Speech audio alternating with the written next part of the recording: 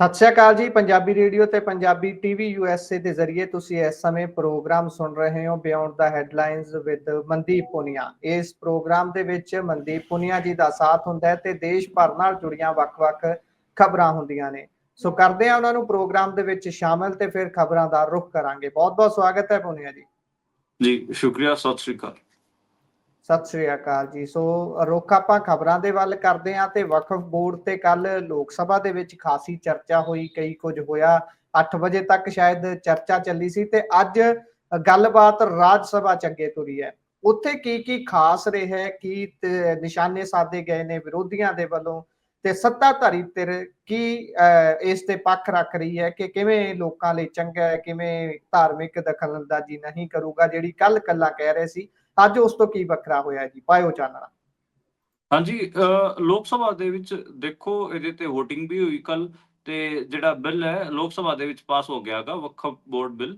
ਤੇ ਇਹਦੇ 'ਚ ਆਪਾਂ ਨੂੰ ਪਤਾ ਹੈ ਕਿ ਉੱਥੇ ਜਿਹੜਾ ਸੱਤਾਧਾਰੀ ਪਾਰਟੀ ਸੀ ਉਹਦਾ ਉਸ 'ਚ ਜਿਹੜੇ ਅਮਿਤ ਸ਼ਾਹ ਸੀਗੇ ਸਾਰੇ ਆਪਣੇ ਸਾਂਸਦਾਂ ਦੇ ਕਿਤੇ ਨਾ ਕਿਤੇ ਅਗਵਾਈ ਕਰ ਰਹੇ ਸੀਗੇ।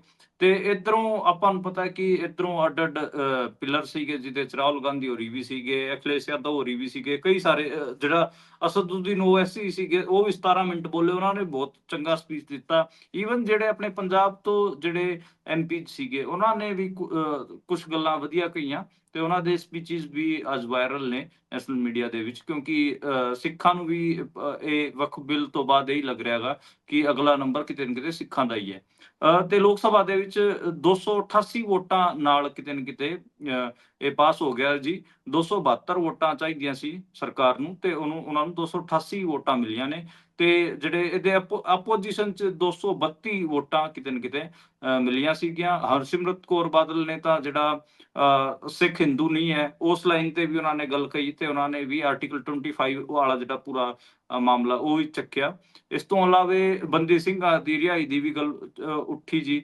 ਤੇ ਹੋਰ ਵੀ ਕਾਂਗਰਸ ਦੇ ਜਿਹੜੇ ਐਮਪੀਜ਼ ਹੈਗੇ ਆ ਉਹਨਾਂ ਨੇ ਕਈ ਗੱਲਾਂ ਕਹੀਆਂ ਜਿਹਦੇ 'ਚ ਉਹਨਾਂ ਨੇ ਕਿਹਾ ਕਿ ਕੱਲ ਨੂੰ ਤੁਸੀਂ ਐਸਜੀਪੀਸੀ ਤੇ ਵੀ ਆਓਗੇ ਅਟੈਕ ਕਰਨ, ਇਸ ਕਿਸਮ ਦੀਆਂ ਗੱਲਾਂ ਸੀਗੀਆਂ। ਤੇ ਜਿਹੜੇ ਆਪਣੇ ਸਿੱਖ ਮਤਲਬ ਇਹ ਦੇਖਣ ਨੂੰ ਮਿਲਿਆ ਕਿ ਇੱਕ ਹਰਸਿਮਰਤ ਕੌਰ ਬਾਦਲ ਪਹਿਲਾਂ ਇਹ ਮੰਨਿਆ ਜਾ ਰਿਹਾ ਸੀਗਾ ਕਿ ਹਰਸਿਮਰਤ ਕੌਰ ਬਾਦਲ ਤੇ ਸਾਰੇ ਦੀ ਨਿਗਾਹ ਸੀਗੀ, ਪਰ ਹਰਸਿਮਰਤ ਕੌਰ ਅਕਾਲੀ ਦਲ ਕਿਤੇ ਨਾ ਕਿਤੇ ਕੀ ਪਤਾ ਆਪਣੀ ਪੁਰਾਣੀ ਅਲਾਇੰਸ ਪਾਰਟਨਰ ਐਨਡੀਏ ਵੱਲੋਂ ਝੁਕਾਵ ਰੱਖੇ, ਪਰ ਨਹੀਂ, ਜੀ ਉਹਨਾਂ ਨੇ ਕਿਤੇ ਨਾ ਕਿਤੇ ਇੱਕ ਲਾਈਨ ਲਈ ਤੇ ਮੁਸਲਮਾਨਾਂ ਨਾਲ ਖੜੇ ਹੋਏ। ਉਸ ਤੋਂ ਬਾਅਦ ਇੱਕ ਡਿਬੇਟ ਵੀ ਮੈਂ ਦੇਖੀ। ਮੈਂ ਹਰਸਿਮਰਤ ਕੌਰ ਬਾਦਲ ਦੇ ਸਪੀਚਾਂ ਥੱਲੇ ਨਾ ਕਮੈਂਟ ਪੜ੍ਹ ਰਿਹਾ ਸੀਗਾ ਤੇ ਉਹਦੇ 'ਚ ਇੱਕ ਪੂਰੀ ਡਿਬੇਟ ਲੋਕਾਂ ਨੇ ਛੇੜ ਰੱਖੀ, ਖਾਸ ਕਰ ਜਿਹੜੇ ਆਰਐਸਐਸ ਮਾਈਂਡਡ ਹੈਗੇ, ਬੀਜੇਪੀ ਮਾਈਂਡਡ, ਉਹ ਕਹਿ ਰਹੇ ਨੇ ਕਿ ਦੇਖੋ ਇਹ ਸਿੱਖ ਤਾਂ ਮੁਸਲਮਾਨਾਂ ਦੇ ਨਾਲ ਖੜੇ ਹੋ ਗਏ ਜਦਕਿ ਮੁਸਲਮਾਨਾਂ ਨੇ ਤਾਂ ਸਿੱਖ ਗੁਰੂਆਂ ਨਾਲ ਏਦਾਂ ਕੀਤਾ ਉੱਦਾਂ ਕੀਤਾ। ਇਸ ਕਿਸਮ ਦੀ ਬਹੁਤ ਸਾਰਾ ਪ੍ਰੋਪੇਗੈਂਡਾ ਹੈਗਾ ਇਹਦੇ ਤੇ। ਮੈਂ ਦੇਖ ਰਿਹਾ ਸੀਗਾ ਕੁਝ ਜਿਹੜੇ ਨੌਜਵਾਨ ਸਿੱਖ ਸੀਗੇ ਉਹ ਜਵਾਬ ਵੀ ਦੇ ਰਹੇ ਸੀ ਉਹਨਾਂ ਕਮੈਂਟਾਂ ਦਾ। ਉਹ ਕਹਿ ਰਹੇ ਸੀਗੇ ਇੱਕ ਤਾਂ ਸਾਰੇ ਮੁਸਲਮਾਨਾਂ ਨੇ ਸਿੱਖਾਂ ਤੇ ਸਿੱਖ ਗੁਰੂਆਂ ਤੇ ਹਮਲਾ ਨਹੀਂ ਕੀਤਾ, ਪਹਿਲੀ ਗੱਲ ਤਾਂ ਇਹ। ਉਹ ਮੁਗਲ ਸੀਗੇ, ਮੁਗਲ ਹੁਕਮਰਾਨ ਸੀਗੇ। ਹੁਕਮਰਾਨ ਅਤੇ ਆਮ ਜਨਤਾ 'ਚ ਫਰਕ ਹੁੰਦਾ, ਇਹ ਗੱਲ ਉਹਨਾਂ ਨੇ ਉੱਥੇ ਕਲੀਅਰ ਕੀਤੀ। ਤੇ ਹੋਰ ਵੀ ਭਾਈ ਮਰਦਾਨਾ ਦਾ ਜ਼ਿਕਰ ਸੀਗਾ, ਹੋਰ ਚੀਜ਼ਾਂ ਵੀ ਸੀਗੀਆਂ। ਤੇ ਉਹ ਦੂਜਾ ਇਹ ਸੀਗਾ, ਇਹ ਲਿਖਿਆ ਹੋਇਆ ਸੀ ਬਹੁਤ ਸਾਰੇ ਆਰਐਸਐਸ ਵਾਲਿਆਂ ਨੇ ਉਹਨਾਂ ਕਮੈਂਟਾਂ 'ਚ ਕਿ ਦੇਖੋ ਕਿਵੇਂ ਇਹ ਸਿੱਖ ਤਾਂ ਪਾਕਿਸਤਾਨੀਆਂ ਦਾ ਸਾਥ ਦੇ ਰਹੇ ਨੇ ਤੇ ਮਤਲਬ ਮੁਸਲਮਾਨਾਂ ਨੂੰ ਪਾਕਿਸਤਾਨੀ ਦੱਸਣ ਦੀ ਜਿਹੜੀ ਸਾਰੀ ਗੱਲ ਸੀਗੀ। ਤੇ ਉੱਥੇ ਵੀ ਨੌਜਵਾਨ ਸਿੱਖਾਂ ਨੇ ਜਵਾਬ ਦਿੱਤਾ ਹੋਇਆ ਸੀ ਕਿ ਤੁਸੀਂ ਮਤਲਬ ਜਿੰਨੇ ਵੀ ਮੁਲਕ 'ਚ ਜਿੰਨੇ ਵੀ ਮਾਈਨੋਰਿਟੀਜ਼ ਹੈਗੇ ਉਹਨਾਂ ਨੂੰ ਆਪਣਾ ਸਮਝਦੇ ਹੀ ਨਹੀਂ, ਉਹਨਾਂ ਨੂੰ ਇੱਕ ਆਈਸੋਲੇਸ਼ਨ ਤਾਂ ਪਹਿਲਾਂ ਹੀ ਫੀਲ ਕਰਾ ਦਿੰਦੇ ਹੋ, ਪਹਿਲਾਂ ਹੀ ਤੁਸੀਂ ਉਹਨਾਂ ਨੂੰ ਆਈਸੋਲੇਟ ਕਰਕੇ ਦੇਖਦੇ ਹੋ। ਇਹ ਕੁਝ ਚੀਜ਼ਾਂ ਸੀਗੀਆਂ, ਇਹ ਮੈਨੂੰ ਦੇਖਣ ਨੂੰ ਮਿਲਿਆ ਤੇ ਮੈਨੂੰ ਸਮਝ ਆਇਆ ਕਿ ਜਿਹੜਾ ਆਰਐਸਐਸ ਬੀਜੇਪੀ ਵਾਲਿਆਂ ਦੇ ਵਿੱਚ ਜਿਹੜੇ ਉਹਨਾਂ ਦੀ ਆਈਟੀ ਸੈੱਲ ਤੇ ਉਹਨਾਂ 'ਚ ਸਿੱਖਾਂ ਪ੍ਰਤੀ ਵੀ ਠੀਕ ਠਾਕ ਹੇਟਰਡ ਹੈਗਾ, ਉਹ ਦੇਖਣ ਨੂੰ ਮੈਂ ਸਾਫ਼ ਮੈਨੂੰ ਨਜ਼ਰ ਆ ਰਿਹਾ ਸੀਗਾ। ਤੇ ਉਹ ਇਸ ਬਾਤ ਤੋਂ ਕ੍ਰੋਧਿਤ ਹੋ ਰਹੇ ਸੀ, ਇਸ ਬਾਤ ਤੋਂ ਗੁੱਸਾ ਲੈ ਰਹੇ ਸੀ ਕਿ ਸਿੱਖਾਂ 'ਚ ਮੁਸਲਮਾਨਾਂ ਪ੍ਰਤੀ ਨਫ਼ਰਤ ਕਿਉਂ ਨਹੀਂ ਹੈ। ਬਈ ਨਹੀਂ ਹੋਊਗੀ, ਉਹਨਾਂ ਨੂੰ ਪਤਾ ਕਿ ਇਹ ਵੀ ਇੱਥੇ ਘੱਟ ਗਿਣਤੀ ਨੇ, ਅਸੀਂ ਵੀ ਘੱਟ ਗਿਣਤੀ ਹੈਗੇ ਆ। ਤੇ ਇੱਕ ਘੱਟ ਗਿਣਤੀਆਂ ਦੇ ਉਲਟ ਜੇ ਆਪਰੇਸ਼ਨ ਹੋਊਗਾ ਕੋਈ ਉਹਨਾਂ ਤੇ, ਕੋਈ ਜੇ ਹੁਕਮਰਾਨ ਜਾਂ ਹੁਕੂਮਤ ਕੋਈ ਉਹਨਾਂ ਤੇ ਜ਼ਬਰ ਕਰੂਗਾ ਤੇ ਉਹ ਇਕੱਠੇ ਹੋ ਕੇ ਇੱਕ ਦੂਜੇ ਦੀ ਆਵਾਜ਼ ਤਾਂ ਬਣਨਗੇ। ਆਪਾਂ ਨੂੰ ਪਤਾ ਹੈ ਕਿ ਸੀਐਨਆਰਸੀ ਵੇਲੇ ਸਿੱਖਾਂ ਨੂੰ ਪੰਜਾਬ 'ਚੋਂ ਸਿੱਖ ਗਏ ਸੀਗੇ, ਉੱਥੇ ਲੰਗਰ ਵੀ ਲਾਇਆ, ਮੁਸਲਮਾਨਾਂ ਦੇ ਨਾਲ ਵੀ ਖੜੇ ਹੋਏ। ਤੇ ਵਕਫ ਬੋਰਡ ਬਿੱਲ ਤੇ ਵੀ ਤੁਸੀਂ ਦੇਖ ਲਓ, ਜਿਹੜੇ ਸਿੱਖ ਨੇ ਉਹ ਲਗਾਤਾਰ ਗੱਲਾਂ ਮਤਲਬ ਮੁਸਲਮਾਨਾਂ ਦੇ ਹੱਕ 'ਚ ਹੀ ਕਰ ਰਹੇ ਨੇ। ਤੇ ਬਿੱਟੂ ਵਰਗਾ ਇੱਕ ਅੱਧਾ ਹਰਾਮੀ ਨਲਾਇਕ ਕੋਈ ਹੋ ਸਕਦਾ ਗਾ, ਹਾਲਾਂਕਿ ਉਹ ਆਪਾਂ ਨੂੰ ਪਤਾ ਕਿ 90 ਸਿੱਖ ਆ, ਓਨਾ ਹੀ ਉਹ ਐਂਟੀ ਮੁਸਲਮਾਨ ਵੀ ਹੈਗਾ। ਤੇ ਕੱਲ ਵੀ ਆਪਾਂ ਕਾਰਵਾਈ 'ਚ ਦੇਖ ਰਹੇ ਸੀਗੇ, ਲੋਕ ਸਭਾ ਦੀ ਕਾਰਵਾਈ 'ਚ ਉਹ ਜਮਾ ਅਮਿਤ ਸ਼ਾਹ ਦੇ ਪਿੱਛੇ ਬੈਠਾ ਹੋਇਆ ਸੀ, ਜਮਾ ਉਹਦਾ ਮਤਲਬ ਤੁਸੀਂ ਇਹ ਲਾ ਲਓ ਕਿ ਏਦਾਂ ਲੱਗ ਰਿਹਾ ਸੀਗਾ ਕਿ ਜਮਾ ਪਿੱਛੇ ਬਿਠਾ ਰੱਖਿਆ ਤੇ ਟਾਈਮ ਤੇ ਉਹ ਪੈਰ ਝਟਕੇ ਜਾ ਰਿਹਾ ਉਹ ਅਮਿਤ ਸ਼ਾਹ ਦੇ। ਠੀਕ ਹੈ, ਜੇ ਅਮਿਤ ਸ਼ਾਹ ਕਿਸੇ ਦਿਨ ਆਪਣੇ ਜੁੱਤਿਆਂ ਤੇ ਜ਼ਹਿਰ ਲਾ ਕੇ ਆ ਜਾਏ ਨਾ, ਉਸ ਦਿਨ ਰਵਨੀਤ ਬਿੱਟੂ ਦੀ ਮੌਤ ਹੋ ਜਾਊਗੀ। ਇੰਨੇ ਮਤਲਬ ਇੰਨੀ ਮਤਲਬ ਪੰਜਾਬ ਦੀ ਬੇਇੱਜ਼ਤੀ ਕਰਵਾਉਣ 'ਚ ਕੋਈ ਕਸਰ ਨਹੀਂ ਛੱਡੀ ਰਵਨੀਤ ਬਿੱਟੂ ਨੇ। ਉਹਦਾ ਵੀ ਹਾਲਾਂਕਿ ਉਹਦਾ ਵੀ ਹਿਸਾਬ ਕਿਤਾਬ ਲਿਆ ਲੋਕਾਂ ਨੇ, ਉਹਨੂੰ ਆਪਾਂ ਨੂੰ ਪਤਾ ਉਹਨੂੰ ਕਿੱਥੇ ਲੋਕ ਸਭਾ 'ਚ ਭੇਜਿਆ, ਉਹ ਤਾਂ ਰਾਜ ਸਭਾ ਰਾਹੀਂ ਬੀਜੇਪੀ ਉਹਨੂੰ ਲੈ ਕੇ ਗਈ ਹੈਗੀ ਆ।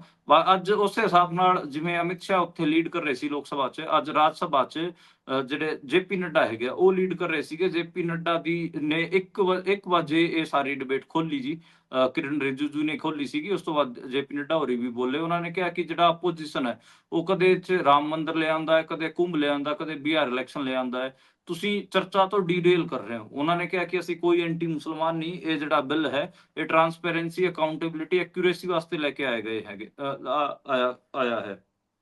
ਲੋਕ ਸਭਾ ਦੇ ਵਿੱਚ ਤਕਰੀਬਨ 12 ਘੰਟੇ ਜੀ ਚਰਚਾ ਹੋਈ, ਰਾਤ ਨੂੰ 2 ਵਜੇ ਜਾ ਕੇ ਬਿੱਲ ਪਾਸ ਹੋਇਆ। ਤੇ ਆਪਾਂ ਨੂੰ ਇੱਥੇ ਵੀ ਇਹ ਦੇਖਣ ਨੂੰ ਮਿਲਿਆ ਕਿ ਰਾਜ ਸਭਾ ਦੇ ਵਿੱਚ ਵੀ ਲਗਾਤਾਰ ਜਿਹੜੀ ਚਰਚਾ ਹੈਗੀ ਉਹ ਚੱਲ ਰਹੀ ਹੈਗੀ ਆ। ਹੁਣ ਸਭ ਤੋਂ ਮੈਂ ਕੁਝ ਮੇਨ ਬੰਦਿਆਂ ਦੇ ਉਹ ਦੱਸ ਦਿੰਦਾ ਕਿਹਨਾਂ ਨੇ ਕੀ ਕਿਹਾ।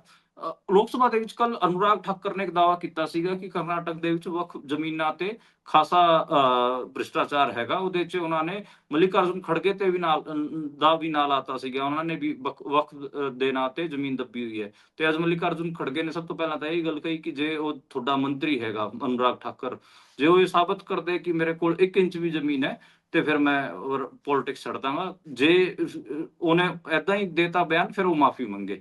ਇਹ ਗੱਲ ਹੋਈ। ਦੂਜਾ ਕਪਿਲ ਸਿੱਬਲ ਜਿਹੜੇ ਕਾਂਗਰਸ ਦੇ ਸਾਂਸਦ ਹੈਗੇ, ਉਹਨਾਂ ਨੇ ਕਿਹਾ ਕਿ ਇਸ ਬਿੱਲ 'ਚ ਇੱਕ ਸਭ ਤੋਂ ਪ੍ਰੋਬਲਮੈਟਿਕ ਗੱਲ ਇਹ ਹੈ ਕਿ ਵਕਫ ਨੂੰ ਸਿਰਫ ਔਰ ਸਿਰਫ ਵਕਫ ਬੋਰਡ ਨੂੰ ਜ਼ਮੀਨ ਸਿਰਫ ਔਰ ਸਿਰਫ ਮੁਸਲਮਾਨ ਦੇ ਸਕਦੇ ਨੇ, ਉਹ ਵੀ 5 ਸਾਲ ਪਹਿਲਾਂ ਬਣਿਆ ਹੋਇਆ ਮੁਸਲਮਾਨ। ਕਹਿੰਦਾ ਮੈਂ ਹਿੰਦੂ ਹਾਂ ਜਾਂ ਫਿਰ ਮੈਂ ਸਿੱਖ ਹਾਂ, ਮੈਂ ਕੋਈ ਵੀ ਹਾਂ, ਮੈਂ ਕਿਸੇ ਵੀ ਰਿਲੀਜਨ ਨੂੰ ਦਾਨ ਕਰ ਸਕਦਾ ਹਾਂ। ਮੰਨ ਲਓ ਮੈਂ ਹਿੰਦੂ ਹਾਂ, ਮੈਂ ਕੱਲ ਨੂੰ ਸਿੱਖਾਂ ਨੂੰ ਜ਼ਮੀਨ ਦਾਨ ਕਰਨਾ ਚਾਹਾਂ, ਉਹਦੇ 'ਚ ਕੀ ਦਿੱਕਤ ਹੈ? ਮੁਸਲਮਾਨਾਂ ਨੂੰ ਦਾਨ ਕਰਨਾ ਚਾਹਾਂ, ਇਹਦੇ 'ਚ ਕੀ ਦਿੱਕਤ ਹੈ? ਪਰ ਇਹ ਬਿੱਲ ਰੋਕਦਾ ਗਾ। ਇਹ ਗੱਲ ਉਹਨਾਂ ਨੇ ਕਹੀ। ਦੂਜੀ ਗੱਲ ਉਹਨਾਂ ਨੇ ਕਹੀ, ਤੁਸੀਂ ਹਿੰਦੂਆਂ ਵਾਸਤੇ ਏਦਾਂ ਦਾ ਬਿੱਲ ਲੈ ਕੇ ਆਓ। ਸਿਰਫ 4 ਰਾਜ ਨੇ ਜਿਨ੍ਹਾਂ 'ਚ ਹਿੰਦੂ ਮੰਦਿਰਾਂ ਕੋਲ 10 ਲੱਖ ਏਕੜ ਤੋਂ ਜ਼ਿਆਦਾ ਜ਼ਮੀਨਾਂ ਹੈਗੀਆਂ।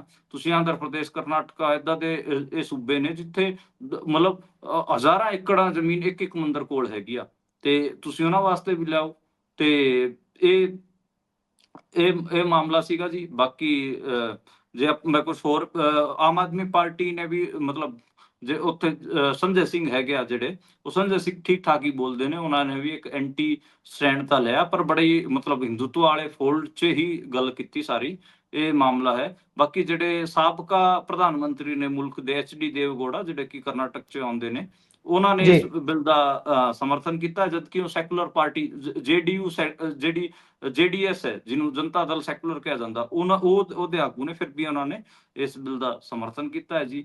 ਇਹ ਮੋਟਾ ਕਿਤੇ ਨਾ ਕਿਤੇ ਅੱਜ ਦੇ ਉੱਥੋਂ ਸਾਰ ਆਪਾਂ ਨੂੰ ਨਜ਼ਰ ਆ ਰਿਹਾ ਹੈਗਾ।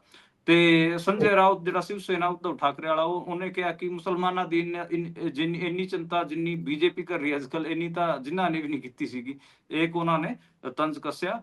ਤੇ ਬਾਕੀ ਜਿਹੜੇ RJD ਦੇ ਸਾਂਸਦ ਹੈਗੇ ਆ ਰਾਜ ਸਭਾ 'ਚ, ਪ੍ਰੋਫੈਸਰ ਆਪਾਂ ਕੀ ਕਹਿੰਦੇ ਪ੍ਰੋਫੈਸਰ ਮਨੋਜ ਝਾ, ਉਹਨਾਂ ਦਾ ਵੀ ਮੈਂ ਸਪੀਚ ਸੁਣ ਰਿਹਾ ਸੀਗਾ। ਉਹਨਾਂ ਨੇ ਵੀ ਚੰਗੀ ਗੱਲ ਕਹੀ। ਉਹਨਾਂ ਨੇ ਕਿਹਾ ਕਿ ਤੁਸੀਂ ਮਤਲਬ ਲਗਾਤਾਰ ਮੁਸਲਮਾਨਾਂ ਨੂੰ ਦਬਮ ਦਰਜੇ ਦਾ ਨਾਗਰਿਕ ਫੀਲ ਕਰਾਉਣ ਦੀ ਕੋਸ਼ਿਸ਼ ਕਰ ਰਹੇ ਹੋ। BJD ਜਿਹੜੀ ਉੜੀਸਾ ਦੀ ਪਾਰਟੀ ਹੈ, ਬਿਜੂ ਜਨਤਾ ਦਲ, ਉਹਨੇ ਮਿਕਸ ਜਿਹਾ ਆਪਣਾ ਰੱਖਿਆ। ਉਹਨਾਂ ਨੇ ਕੋਈ whip ਜਾਰੀ ਨਹੀਂ ਕੀਤਾ ਸੀਗਾ। ਉਹਦੇ ਮੁਸਲਮਾਨ ਸਾਂਸਦਾਂ ਨੇ ਕਿਤੇ ਨਾ ਕਿਤੇ ਦਾ ਵਿਰੋਧ ਕੀਤਾ, ਹਿੰਦੂ ਸਾਂਸਦਾਂ ਨੇ ਕੋਈ ਰੁਖ ਲਿਆ ਹੀ ਨਹੀਂ। ਤਕਰੀਬਨ 119 ਵੋਟਾਂ ਚਾਹੀਦੀਆਂ ਨੇ ਰਾਜ ਸਭਾ 'ਚ ਇਹਨਾਂ ਨੂੰ ਪਾਸ ਕਰਾਉਣ ਵਾਸਤੇ, ਤੇ 6 ਨੋਮੀਨੇਟਡ 115 ਨੰਬਰ ਇਹਨਾਂ ਦੇ ਕੋਲ ਖੁਦ ਹੈ, ਤੇ 6 ਦੇ ਨੇੜੇ ਤੇੜੇ ਜਿਹੜੀ ਸੰਖਿਆ ਹੈਗੀ ਆ ਉਹ ਨੋਮੀਨੇਟਡ ਮੈਂਬਰਾਂ ਦੀ ਹੈ। ਤਾਂ ਮੈਨੂੰ ਲੱਗ ਰਿਹਾ ਕਿ ਰਾਜ ਸਭਾ ਦੇ ਵਿੱਚ ਵੀ ਇਹ ਕਿਤੇ ਨਾ ਕਿਤੇ ਇਸ ਬਿੱਲ ਨੂੰ ਪਾਸ ਕਰਾ ਲਏ ਜਾਣਗੇ। ਇਹ ਜਦੋਂ ਸ਼ਾਇਦ 9-10 ਵਜੇ ਤੱਕ ਸ਼ਾਇਦ ਕਿਤੇ ਨਾ ਕਿਤੇ ਇਹਦੇ ਤੇ ਖਬਰ ਆ ਜੂਗੀ ਕਿ ਮਤਲਬ ਜ਼ਮੀਨ sorry Waqf board bill pass ਹੋ ਗਿਆ ਜੀ। ਰਾਜ ਸਭਾ ਦੇ ਵਿੱਚ। ਸੋ ਇਸੇ ਨਾਲ ਇਸ ਗੱਲ ਤੇ ਵੀ ਚਾਨਣਾ ਪਾ ਦਿਓ ਵੀ ਵਕਫ ਬੋਰਡ ਬਿੱਲ ਹੈ ਜਿਹੜਾ, ਇਸ ਦੇ ਉੱਪਰ ਨਿਤਿਸ਼ ਕੁਮਾਰ ਜਿਹੜਾ ਸੋਚਿਆ ਜਾ ਰਿਹਾ ਸੀ ਕਿ ਸ਼ਾਇਦ ਇਹ ਕੋਈ ਗੇਮ ਪਲਟਾ ਸਕਦੇ ਨੇ, ਕਿਉਂਕਿ ਕਿੰਗ ਮੇਕਰ ਤਾਂ ਇਹੀ ਨੇ ਨਾ, ਜਦੋਂ ਐਤਕੀ ਸਰਕਾਰ ਵੀ ਬਣੀ ਹੈ ਤਾਂ ਕਿੰਗ ਮੇਕਰ ਦੀ ਭੂਮਿਕਾ ਦੇ ਵਿੱਚ ਦੋ ਵਿਅਕਤੀ ਹੀ ਸੀ, ਉਹ ਸਾਰੇ ਜਾਣਦੇ ਨੇ। ਤੇ ਨਿਤਿਸ਼ ਉਹਨਾਂ ਦਾ ਸਪੋਰਟ ਕਰਨ ਦਾ ਗਰਾਊਂਡ ਕੀ ਬਣਦੀ ਹੈ, ਉਹਨਾਂ ਨੇ ਜਿਹੜੀ ਸਪੋਰਟ ਕੀਤੀ ਹੈ ਕਿਸ ਗਰਾਊਂਡ ਤੇ ਕੀਤੀ ਹੈ? ਦੇਖੋ ਨੀਤੀਸ਼ ਕੁਮਾਰ ਅਤੇ ਚੰਦਰਬਾਬੂ ਨਾਇਡੂ ਇਹ ਦੋਵੇਂ ਮਤਲਬ ਮੇਨ ਧੁਰੇ ਮੰਨੇ ਜਾ ਰਹੇ ਸੀ। ਜੇ ਇਹ ਲੋਕ ਸਭਾ ਦੇ ਵਿੱਚ ਸਮਰਥਨ ਨਾ ਕਰਦੇ ਤਾਂ ਫਿਰ ਇਹ ਬਿੱਲ ਪਾਸ ਨਹੀਂ ਹੋਣਾ ਸੀ। ਤੇ ਕਿਹਾ ਜਾ ਰਿਹਾ ਹੈ ਕਿ ਇਹਨਾਂ ਨੇ 10 ਸੁਝਾਅ ਦਿੱਤੇ ਸੀਗੇ ਜਿਹੜੇ ਕਿ ਬੀਜੇਪੀ ਨੂੰ ਮੰਨਣੇ ਪਏ, ਇਸ ਕਰਕੇ ਉਹਨਾਂ ਨੇ ਕਿਤੇ ਨਾ ਕਿਤੇ ਉਹ ਕਰਨਾ ਪੜਿਆ। ਦੂਜੀ, ਬੀਜੇਪੀ ਨੇ ਲਗਾਤਾਰ ਇਹ ਗੱਲ ਪੁਸ਼ ਕੀਤੀ ਕਿ ਇਹ ਜਿਹੜਾ ਬਿੱਲ ਲੈ ਕੇ ਆਇਆ ਜਾ ਰਿਹਾ ਹੈਗਾ ਇਹ ਪਸਮਾਨਦਾ ਮੁਸਲਮਾਨਾਂ ਦੇ ਪੱਖ 'ਚ ਹੈਗਾ। ਜੇ ਪਾਸ ਹੋ ਗਿਆ ਤਾਂ ਪਸਮਾਨਦਾ ਮੁਸਲਮਾਨਾਂ ਨੂੰ ਫਾਇਦਾ ਹੋਊਗਾ, ਤੇ ਬਿਹਾਰ 'ਚ ਕਿਤੇ ਨਾ ਕਿਤੇ ਪਸਮਾਨਦਾ ਮੁਸਲਮਾਨ ਜ਼ਿਆਦੇ ਨੇ, ਤੇ ਇਸ ਹਿਸਾਬ ਨਾਲ ਤਾਂ ਉਹਨਾਂ ਨੇ ਨਤੀਸ਼ ਨੂੰ ਉਹ ਕੀਤਾ। ਦੂਜਾ, ਜਿਹੜਾ ਆਪਾਂ ਗੱਲ ਕਰ ਲਈਏ ਜੇਡੀਯੂ ਦੀ, ਸੌਰੀ ਟੀਡੀਪੀ ਦੀ, ਚੰਦਰਬਾਬੂ ਨਾਇਡੂ ਵਾਲੀ ਪਾਰਟੀ ਦੀ, ਤੇ ਟੀਡੀਪੀ ਨੂੰ ਕਿਤੇ ਨਾ ਕਿਤੇ ਉਹਨਾਂ ਨੇ, ਟੀਡੀਪੀ ਵਾਲਿਆਂ ਨੇ ਕਿਹਾ ਇੱਕ ਤਾਂ ਇਹ ਕਿ ਜਿਹੜੇ 2025 ਤੋਂ ਪਹਿਲਾਂ ਦੇ ਮਾਮਲੇ ਨੇ ਉਹਨਾਂ 'ਚ ਇਹ ਬਿੱਲ ਇਹ ਕਾਨੂੰਨ ਲਾਗੂ ਨਹੀਂ ਹੋਣਾ ਚਾਹੀਦਾ। ਅਮਿਤ ਸ਼ਾਹ ਹੋਰਾਂ ਨੇ ਉਹ ਗੱਲ ਮੰਨ ਲਈ। ਦੂਜੀ ਜਿਹੜੀ ਆਪਾਂ ਕਹੀਏ ਕਿ ਜਿਹੜੀ ਟੀਡੀਪੀ ਸੀ, ਚੰਦਰਬਾਬੂ ਨਾਇਡੂ ਦੀ ਪਾਰਟੀ, ਉਹਨਾਂ ਨੇ ਇੱਕ ਦੋ ਗੱਲਾਂ ਹੋਰ ਕੀਆਂ। ਉਹਨਾਂ ਨੇ ਕਿਹਾ ਕਿ ਤੁਸੀਂ ਡਿਜੀਟਲਾਈਜੇਸ਼ਨ ਵੀ ਕਰੋਗੇ, ਹੋਰ ਜਿਹੜਾ ਗੈਰ ਮੁਸਲਮਾਨ ਮੈਂਬਰ ਬਣਾ ਕੇ ਲੈ ਕੇ ਆ ਰਹੇ ਉਹਨਾਂ ਨੂੰ ਜਿਹੜੀ ਕੋਰ ਕਮੇਟੀ ਹੈਗੀ ਉਹਦੇ 'ਚ ਨਹੀਂ ਲੈ ਕੇ ਆਉਂਗੇ, ਉਹਨਾਂ ਨੂੰ ਸਿਰਫ ਮੈਂਬਰ ਤੱਕ ਹੀ ਰੱਖੋਗੇ। ਇਸ ਕਿਸਮ ਦੀਆਂ ਚੀਜ਼ਾਂ ਸੀਗੀਆਂ, ਉਹ ਵੀ ਉਹਨਾਂ ਨੇ ਮੰਨ ਲਿਆ। ਤੇ ਉਸ ਕਰਕੇ ਕਿਤੇ ਨਾ ਕਿਤੇ ਇਹ ਆਪਾਂ ਕਹਿ ਰਹੇ ਹਾਂ ਕਿ ਇਹ ਗੱਲ ਬਣੀ ਹੈ ਜੀ। ਉਸ ਤੋਂ ਬਾਅਦ ਹੀ ਮਤਲਬ ਨੀਤੀਸ਼ ਕੁਮਾਰ ਨੇ, ਚੰਦਰਬਾਬੂ ਨਾਇਡੂ ਨੇ ਇਹ ਸਪੋਰਟ ਕੀਤਾ। ਹੁਣ ਸੀਏ ਦਾ ਐਕਟ ਆਇਆ ਸੀ, ਉਦੋਂ ਵੀ ਇਹਨਾਂ ਨੇ ਸਮਰਥਨ ਕੀਤਾ ਸੀਗਾ ਨੀਤੀਸ਼ ਕੁਮਾਰ ਹੋਰਾਂ ਨੇ। ਹਾਲਾਂਕਿ ਐਨਆਰਸੀ ਜਿਹੜਾ ਐਨਆਰਸੀ ਸੀਗਾ ਉਹਦਾ ਵਿਰੋਧ ਕੀਤਾ ਸੀਗਾ। ਇਹ ਤੋਂ ਮਤਲਬ ਨੀਤੀਸ਼ ਕੁਮਾਰ ਆਪਣੀ ਬਹੁਤ ਡੁਲਮਲ ਪੋਜੀਸ਼ਨ ਰੱਖ ਰਹੇ ਨੇ ਤੇ ਬੀਜੇਪੀ ਵੱਲ ਹੀ ਭੁਗਤ ਰਹੇ ਨੇ ਜੀ। ਉਹਨਾਂ ਨੂੰ ਆਦਤ ਹੈ ਛਾਲਾਂ ਮਾਰਨ ਦੀ, ਬਹੁਤ ਛਾਲਾਂ ਮਾਰਦੇ ਨੇ ਉਹ। ਹਰ ਟਾਈਮ ਕਿਸੇ ਨਾ ਕਿਸੇ ਦੀ ਆਸ ਬਣਾਈ ਰੱਖਦੇ ਨੇ ਤੇ ਕਿਸੇ ਨਾ ਕਿਸੇ ਨੂੰ ਛਿੱਕੇ ਟੰਗੀ ਰੱਖਦੇ ਨੇ ਵੀ ਭਾਈ ਇਹ ਬੰਦੇ ਨੂੰ ਰੱਸੀ ਪਾ ਕੇ ਹੀ ਰੱਖੋ, ਕਿਤੇ ਇਹਦਾ ਕੁਝ ਨਹੀਂ ਪਤਾ ਇਹਨੇ ਕਿੱਧਰ ਨੂੰ ਪਲਟ ਜਾਣਾ। ਪਰ ਆਪਾਂ ਚਲੀਏ ਜੀ ਅਗਲੀ ਗੱਲ ਤੇ। ਮਾਈ ਗੁੱਡ ਫਰੈਂਡ ਕਹਾਉਣ ਵਾਲੇ ਟਰੰਪ ਹੁਣੀ ਪਟਕਣੀ ਦੇ ਦਿੱਤੀ ਹੈ ਮੋਦੀ ਸਾਹਿਬ ਨੂੰ, ਤੇ ਕਹਿੰਦੇ ਵੀ ਇਹਨਾਂ ਦਾ ਜਿਹੜਾ ਵਤੀਰਾ ਹੈ ਉਹ ਬਹੁਤਾ ਚੰਗਾ ਨਹੀਂ ਟੈਰਿਫ ਦੇ ਮਾਮਲੇ 'ਚ ਗੱਲ ਕਰਨ ਤੇ ਇਸੇ ਕਰਕੇ ਹੁਣ 26% ਟੈਰਿਫ ਲਾ ਦਿੱਤਾ ਗਿਆ ਹੈ। ਰਾਤੀ ਜਦੋਂ ਟੇਬਲ ਦਿਖਾ ਰਹੇ ਸੀ ਟਰੰਪ ਸਾਹਿਬ, ਤੇ ਮੈਨੂੰ ਲੱਗਦਾ ਹੈ ਅੱਧੀ ਦੁਨੀਆ ਦੀ ਨਿਗਾਹ ਟਿਕੀ ਹੋਊ ਵੀ ਭਾਈ ਕੀ ਹੋਣ ਜਾ ਰਿਹਾ ਹੈ, ਕਿਉਂਕਿ ਸਰਪੰਚ ਦੇਸ਼ ਖਾਉਂਦਾ ਨਾ। ਫਿਰ ਪਾਇਓ ਜ਼ਰਾ ਚਾਨਣਾ ਕਿ ਜਿਹੜੇ ਗੁੱਡ ਫਰੈਂਡ ਨੇ ਉਹਨਾਂ ਨੇ ਕਿੰਨੀ ਕੁ ਗੁੱਡ ਦੋਸਤੀ ਨਿਭਾਈ ਹੈ ਇਹਨਾਂ ਦੇ ਨਾਲ। ਦੇਖੋ, ਟਰੰਪ ਹੋਣਾ ਨੇ ਜਿਹੜਾ ਟੈਰਿਫ ਸੀਗਾ ਉਹ ਲਾਣਾ ਹੀ ਸੀਗਾ, ਉਹ ਆਪਾਂ ਨੂੰ ਲਗਾਤਾਰ ਪਤਾ ਹੀ ਸੀ। 2 ਅਪ੍ਰੈਲ ਉਹਨਾਂ ਨੇ ਡੇਟ ਦਿੱਤੀ ਹੋਈ ਸੀ, 2 ਅਪ੍ਰੈਲ ਲੰਘ ਗਈ ਸੀਗੀ ਤੇ ਕੱਲ ਰਾਤ ਨੂੰ ਇਹ ਹੋਇਆ ਜਦੋਂ ਮੁਲਕ ਉੱਠਿਆ। ਇੰਡੀਆ ਤਾਂ ਸੁੱਤਾ ਪਿਆ ਸੀ ਉਦੋਂ, ਤੇ ਜਦੋਂ ਮੁਲਕ ਉੱਠਿਆ ਤੇ ਉਹਨਾਂ ਨੂੰ ਪਤਾ ਲੱਗਿਆ ਕਿ ਜਿਹੜਾ ਇੰਡੀਆ ਉਹਦੇ ਤੇ 26% ਜਿਹੜਾ ਟੈਰਿਫ ਹੈ, ਰੈਸੀਪ੍ਰੋਕਲ ਟੈਰਿਫ ਉਹ ਲਾ ਦਿੱਤਾ ਗਿਆ ਹੈ। ਹਾਲਾਂਕਿ ਜਿਹੜਾ ਅਮਰੀਕਾ ਦਾ ਉਹ ਕਰਦਾ ਕਿ ਜਿਹੜਾ ਭਾਰਤ ਹੈ ਉਹ 52% ਦੇ ਨੇੜੇ ਤੇੜੇ ਟੈਰਿਫ ਲਾਉਂਦਾ ਗਾ, ਇਸ ਕਰਕੇ ਅਸੀਂ ਅੱਧਾ ਟੈਰਿਫ ਲਾ ਰਹੇ ਹਾਂ। ਉਹਨਾਂ ਨੇ, ਟਰੰਪ ਨੇ ਜਦੋਂ ਇੰਡੀਆ ਦਾ ਨੰਬਰ ਆਇਆ ਉਹਨਾਂ ਨੇ ਕਿਹਾ ਵੀ ਕਿ Modi my good friend but they are not taking action on this. ਇਸ ਹਿਸਾਬ ਨਾਲ ਕੁਝ ਗੱਲ ਕਹੀ ਉਹਨਾਂ ਨੇ, ਤੇ ਫਿਰ ਉਹਨਾਂ ਨੇ ਇਹ 26% ਦਾ ਡਿਕਲੇਅਰ ਕੀਤਾ। ਇਸ ਤੋਂ ਇਲਾਵਾ ਭਾਰਤ ਤੋਂ ਇਲਾਵਾ ਚੀਨ ਤੇ ਵੀ 34% ਲਾਇਆ ਜੀ, ਯੂਰੋਪੀਅਨ ਯੂਨੀਅਨ ਤੇ 20%, ਸਾਊਥ ਕੋਰੀਆ ਤੇ 25%, ਜਾਪਾਨ ਤੇ 24%, ਵੀਅਤਨਾਮ ਤੇ 46%, ਤਾਈਵਾਨ ਤੇ 32% ਟੈਰਿਫ ਲਾਇਆ ਗਿਆ ਹੈਗਾ। ਅਮਰੀਕਾ ਨੇ ਤਕਰੀਬਨ 60 ਦੇਸ਼ਾਂ ਤੇ ਕਿਤੇ ਨਾ ਕਿਤੇ ਉਹਨਾਂ ਦੇ ਟੈਰਿਫ ਦੇ ਮੁਕਾਬਲੇ ਅੱਧਾ ਟੈਰਿਫ ਘੋਸ਼ਿਤ ਕੀਤਾ ਜੀ। ਇਹ ਕਿਤੇ ਨਾ ਕਿਤੇ ਹੈਗਾ। ਹਾਲਾਂਕਿ ਉਹਦੇ ਅੱਡ ਕਿਸਮ ਦੀਆਂ ਪ੍ਰਤੀਕਿਰਿਆਵਾਂ ਦੇਖਣ ਨੂੰ ਮਿਲ ਰਹੀਆਂ ਨੇ। ਆਪਾਂ ਨੂੰ ਪਤਾ ਜਿਹੜੀ ਅਮਰੀਕਾ ਦੀ ਜਿਹੜੀ ਸ਼ੇਅਰ ਮਾਰਕੀਟ ਉਹਦੇ 'ਚ ਹਲਚਲ ਹੈਗੀ ਆ, ਉਹਦੇ 'ਚ ਸ਼ੇਅਰ ਡਿੱਗੇ ਨੇ ਜੀ। ਜਿਹੜੇ ਇਹਦੇ 'ਚ ਕਿਤੇ ਨਾ ਕਿਤੇ ਇੱਕ ਤਾਂ ਅਮਰੀਕਨ ਜਿਹੜਾ ਆਟੋ ਸੈਕਟਰ ਹੈਗਾ ਉਹਨੂੰ ਕਿਤੇ ਨਾ ਕਿਤੇ ਕਿਹਾ ਜਾ ਰਿਹਾ ਹੈਗਾ ਕਿ ਇੰਡੀਆ ਤੇ ਵੀਅਤਨਾਮ ਵਾਲੇ ਮਾਮਲੇ 'ਚ ਉਹਨਾਂ ਨੂੰ ਫਾਇਦਾ ਹੋਊਗਾ। ਇੱਕ ਗੱਲ ਤਾਂ ਇਹ ਹੈ। ਤੇ ਦੂਜਾ ਗੱਲ ਇਹ ਕਹੀ ਜਾ ਰਹੀ ਹੈ, ਟਰੰਪ ਹੋਰੀ ਕਹਿ ਰਹੇ ਨੇ ਕਿ ਜੇ ਅਸੀਂ ਇਹ ਟੈਰਿਫ ਲਾਉਣ 'ਚ ਅਸੀਂ ਸਕਸੈਸਫੁਲ ਹੋ ਜਾਂਦੇ ਹਾਂ ਤੇ ਜਿਹੜੀ ਜੀਓ ਇਕੋਨਮੀ ਹੈ, ਪੂਰੀ ਦੁਨੀਆ ਦੀ ਜਿਹੜੀ ਇਕੋਨਮੀ ਹੈ, ਉਹਦੇ 'ਚ ਅਸੀਂ ਜੇ ਆਪਣੇ ਆਈਡੀਆਜ਼ ਨੂੰ, ਆਪਣੀ ਚੀਜ਼ਾਂ ਨੂੰ ਪੁਸ਼ ਕਰਾਉਣ 'ਚ ਸਫਲ ਹੋ ਜਾਂਦੇ ਹਾਂ ਤੇ ਅਮਰੀਕਾ ਦੁਨੀਆ ਭਰ ਦਾ ਸਭ ਤੋਂ ਧਨਵਾਨ ਮੁਲਕ ਬਣ ਜਾਊਗਾ। ਇਹ ਗੱਲ ਉਹ ਆਪਣੇ ਲੋਕਾਂ ਨੂੰ ਲਗਾਤਾਰ ਕਹਿ ਰਹੇ ਨੇ। ਉਹਨਾਂ ਨੇ ਇੱਕ ਤੀਜੀ ਗੱਲ ਇਹ ਕਹੀ ਹੈ ਕਿ ਜੇ ਤੁਸੀਂ ਟੈਰਿਫ ਤੋਂ ਬਚਣਾ ਚਾਹੁੰਦੇ ਹੋ ਤੇ ਤੁਸੀਂ ਫਿਰ ਅਮਰੀਕਾ ਚ ਆ ਕੇ ਆਪਣੇ ਪ੍ਰੋਡਕਟ ਬਣਾਓ, ਯਾਨੀ ਕਿ ਉਹ ਮੈਨੂਫੈਕਚਰਿੰਗ ਜਿਹੜੀ ਬਾਹਰ ਹੋ ਰਹੀ ਹੈ, ਖਾਸ ਕਰ ਥਰਡ ਵਰਲਡ ਕੰਟਰੀ ਚ ਜਿੱਥੇ ਲੇਬਰ ਸਸਤੀ ਹੈਗੀ ਆ, ਉੱਥੋਂ ਜਿਹੜਾ ਪ੍ਰੋਡਕਟ ਸਸਤਾ ਅਮਰੀਕਾ ਜਾ ਰਿਹਾ ਹੈਗਾ, ਉਹ ਆਈਡੀਆ ਦੇ ਰਹੇ ਨੇ ਕਿ ਜੇ ਤੁਸੀਂ ਬਿਜ਼ਨਸ ਕਰਨਾ ਗਾ ਅਮਰੀਕਾ ਚ ਆ ਕੇ, ਤੁਸੀਂ ਇੱਥੇ ਯੂਨਿਟ ਲਾ ਲਓ, ਮੈਨੂਫੈਕਚਰਿੰਗ ਯੂਨਿਟ, ਇੱਥੇ ਪ੍ਰੋਡਕਟ ਬਣਾਓ, ਤੁਹਾਨੂੰ ਟੈਰਿਫ ਦੇਣ ਦੀ ਲੋੜ ਹੀ ਨਹੀਂ। ਜੇ ਤੇ ਉਹਦੇ ਚ ਆਈਡੀਆ ਪਿੱਛਾ ਟਰੰਪ ਹੋਣੀ ਲਗਾਤਾਰ ਇਹੀ ਪੁਸ਼ ਕਰ ਰਹੇ ਨੇ ਕਿ ਜੇ ਮੈਨੂਫੈਕਚਰਿੰਗ ਯੂਨਿਟ ਅਮਰੀਕਾ ਚ ਲੱਗੂਗੀ ਤੇ ਫਿਰ ਦੁਬਾਰੇ ਤੋਂ ਜਿਹੜੇ ਕਾਰਖਾਨੇ ਨੇ ਜਾਂ ਫਿਰ ਨੌਕਰੀਆਂ ਨੇ ਉਹ ਅਮਰੀਕਾ ਚ ਆਣਗੇ। ਇਹ ਮਾਮਲਾ ਕਿਹਾ ਜਾ ਰਿਹਾ ਹੈਗਾ। ਤੇ ਟਰੰਪ ਨੇ ਇਹਨੂੰ ਅਮਰੀਕਾ ਦੀ ਆਰਥਿਕ ਆਜ਼ਾਦੀ ਦਾ ਦਿਨ ਕਹਿ ਕੇ ਇਹਨੂੰ ਪੇਸ਼ ਕੀਤਾਗਾ ਕਿ ਅਸੀਂ ਰੈਸੀਪ੍ਰੋਕਲ ਟੈਰਿਫ ਲਾਏ ਨੇ, ਇਹ ਕਿਤੇ ਨਾ ਕਿਤੇ ਅਮਰੀਕਾ ਦੀ ਆਰਥਿਕ ਆਜ਼ਾਦੀ ਵਾਲਾ ਦਿਨ ਹੈ। ਜੀ, ਲਿਬਰੇਸ਼ਨ ਡੇ ਕਹਿ ਰਹੇ ਨੇ। ਪਰ ਆਪਾਂ ਅੱਗੇ ਚੱਲੀਏ ਤੇ ਉਧਰ ਰਾਹੁਲ ਗਾਂਧੀ ਹੁਣੀ ਬੋਲਦੇ ਹੋਏ ਕਹਿ ਰਹੇ ਨੇ, ਪਹਿਲਾਂ ਵੀ ਵੈਸੇ ਇਹਨਾਂ ਨੇ ਇਸ ਤੇ ਗੱਲ ਕੀਤੀ ਹੈ ਪਿਛਲੇ ਸਮਿਆਂ ਦੇ ਵਿੱਚ, ਕਹਿੰਦੇ ਚੀਨ ਨੇ ਸਾਡਾ 4000 ਵਰਗ ਕਿਲੋਮੀਟਰ ਦਾ ਘੇਰਾ ਨੱਪ ਲਿਆ ਤੇ ਇੱਧਰ ਕਹਿੰਦੇ ਕੇਕ ਕੱਟੀ ਜਾਂਦੇ ਨੇ ਨੌਜਵਾਨਾਂ ਦੀਆਂ ਸ਼ਹੀਦੀਆਂ ਦੇ ਉੱਪਰ ਤੇ ਪ੍ਰਧਾਨ ਮੰਤਰੀ ਸਾਹਿਬ ਚਿੱਠੀਆਂ ਲਿਖ ਸਾਰੀ ਜਾਂਦੇ ਨੇ। ਪਾਇਓ ਜ਼ਰਾ ਚਾਨਣਾ ਇਸ ਗੱਲ ਤੇ। ਦੇਖੋ, ਇਹ ਜ਼ਮੀਨਾਂ ਬਚਾਉਣ ਦੀ ਗੱਲ ਹੋ ਰਹੀ ਸੀਗੀ ਤੇ ਫਿਰ ਰਾਹੁਲ ਗਾਂਧੀ ਨੇ ਵੀ ਮੌਕੇ ਤੇ ਚੌਕਾ ਮਾਰਤਾ। ਬੀਜੇਪੀ ਲਗਾਤਾਰ ਇਹੀ ਗੱਲ ਕਰ ਰਹੀ ਨੇ ਕਿ ਦੇਖੋ ਜ਼ਮੀਨਾਂ ਤਾਂ ਕਬਜ਼ੇ ਚ ਨੇ ਜੀ, ਵੱਡੇ ਜਿਹੜੇ ਘਰਾਣੇ ਨੇ ਉਹਨਾਂ ਦੇ ਕਬਜ਼ੇ ਚ ਹੈਗੇ, ਅਸੀਂ ਵਕਫ ਬਿੱਲ ਲੈ ਕੇ ਉੱਥੋਂ ਉਹਨਾਂ ਤੋਂ ਜ਼ਮੀਨਾਂ ਛਡਾਣੀਆਂ ਨੇ। ਫਿਰ ਰਾਹੁਲ ਗਾਂਧੀ ਨੇ ਕਹਿਤਾ ਕਿ ਠੀਕ ਹੈ, 4000 ਵਰਗ ਕਿਲੋਮੀਟਰ ਜਿਹੜੀ ਜ਼ਮੀਨ ਹੈ ਉਹ ਚੀਨ ਵੀ ਦੱਬੀ ਬੈਠਾ, ਉਹਨਾਂ ਤੋਂ ਵੀ ਛਡਾ ਲਓ। ਉੱਥੇ ਜਿਹੜਾ ਤੁਹਾਡਾ ਫੋਰਨ ਸੈਕਟਰੀ ਹੈ ਉਹ ਕੇਕ ਕੱਟੀ ਜਾ ਰਿਹਾ ਗਾ, ਤੁਸੀਂ ਉੱਥੇ ਲੈਟਰ ਲਿਖ ਰਹੇ ਹੋ, ਉੱਥੇ ਤਾਂ ਤੁਸੀਂ ਕੁਝ ਕਰ ਨਹੀਂ ਪਾ ਰਹੇ, ਤੇ ਇੱਥੇ ਜਿਹੜੇ ਘੱਟ ਗਿਣਤੀ ਦੇ ਲੋਕ ਹੈ ਉਹਨਾਂ ਤੇ ਤੁਸੀਂ ਹਵਾ ਕਰੀ ਜਾਂਦੇ ਹੋ। ਇੱਕ ਮੋਟਾ ਉਹਨਾਂ ਦਾ ਉਹ ਇੱਕ ਕਹਿਣ ਦਾ ਪਾ ਸਾਰਾ ਇਹੀ ਸੀਗਾ। ਤੇ ਉਸ ਤੋਂ ਇਲਾਵਾ ਉਹਨਾਂ ਨੇ ਜਿਹੜੀ ਮਤਲਬ ਉਹ ਉਸ ਟੈਰਿਫ ਤੇ ਵੀ ਉਹਨਾਂ ਨੇ ਕਿਹਾ ਕਿ ਜਦੋਂ ਕਾਂਗਰਸ ਇੰਦਰਾ ਗਾਂਧੀ ਤੋਂ ਪੁੱਛਿਆ ਗਿਆ ਸੀਗਾ ਕਿ ਉਹਨਾਂ ਦੀ ਫੋਰਨ ਪੋਲਿਸੀ ਕੀ ਹੈ, ਤਾਂ ਉਹਨਾਂ ਨੇ ਕਿਹਾ ਸੀਗਾ ਕਿ ਨਾਈਦਰ ਵੀ ਬੈਂਟ ਲੈਫਟ ਨਾਈਦਰ ਵੀ ਬੈਂਟ ਰਾਈਟ, ਵੀ ਸਟੈਂਡ ਸਟ੍ਰੇਟ। ਤੇ ਉਹਨਾਂ ਨੇ ਕਿਹਾ ਕਿ ਇਹ ਤਾਂ ਸਿੱਧਾ ਕਿੱਥੇ ਖੜਾ ਹੁੰਦਾ, ਇਹ ਤਾਂ ਮੋਦੀ ਦਾ ਉੱਥੇ ਜਾਂਦਾ ਤੇ ਸਾਹਮਣੇ ਝੁਕ ਜਾਂਦਾ ਹੈ। ਤੇ ਇਹ ਗੱਲ ਕੀ ਕਿ ਇਹਨਾਂ ਦੀ ਕੋਈ ਫੋਰਨ ਪੋਲਿਸੀ ਨਹੀਂ, ਇਹਨਾਂ ਦੀ ਝੁਕਣ ਵਾਲੀ ਫੋਰਨ ਪੋਲਿਸੀ ਹੈ। ਤੇ ਰੈਸੀਪ੍ਰੋਕਲ ਟੈਰਿਫ ਤੇ ਵੀ ਉਹਨਾਂ ਨੇ ਇਹੀ ਗੱਲ ਕਹੀ ਹੈ। ਤੇ ਇਹ ਮੋਟਾ ਜੀ ਕਿਤੇ ਨਾ ਕਿਤੇ ਅੱਜ ਰਾਹੁਲ ਗਾਂਧੀ ਨੇ ਲੋਕ ਸਭਾ ਚ ਕਿਹਾ ਗਾ। ਜੀ, ਸੋ ਇਹ ਕੁਝ ਆਖਿਆ ਗਿਆ। ਸੋ ਅੱਗੇ ਚੱਲੀਏ।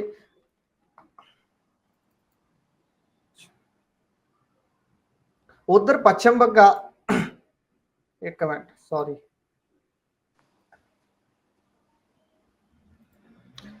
ਉਧਰ ਪੱਛਮ ਬੰਗਾਲ ਦੀ ਗੱਲ ਕਰ ਲੈਨੇ ਆ ਤੇ ਰਾਮਨੌਮੀ ਤੇ ਟੀਐਮਸੀ ਤੇ ਬੀਜੇਪੀ ਆਮੋ ਸਾਹਮਣੇ ਨੇ ਜੀ।